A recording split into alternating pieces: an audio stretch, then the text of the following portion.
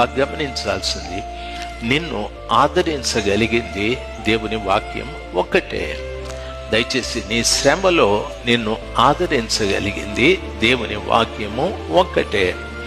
నీ ఇబ్బందుల్లో, నీ కష్టాలలో నిన్ను ఆదరించగలిగింది, నిన్ను ధైర్యపరిచేది, నీ సమస్యల్ని నువ్వు ఎదుర్కోవటానికి కావలసిన సామర్థ్యతని ప్రసాదించేది దేవుని యొక్క వాక్యమే. హల్లెలూయా. కాబట్టి ఆ వాక్యాన్ని ఎంత నువ్వు వింటే అంత మంచిది. బైబిల్ సెలవిస్తా, వినుట వలన విశ్వాసము కలుగును. విశ్వసించిన ప్రతి వాడు కూడా దేవుని యొక్క గొప్ప కార్యాలని తాను చూడగలడు.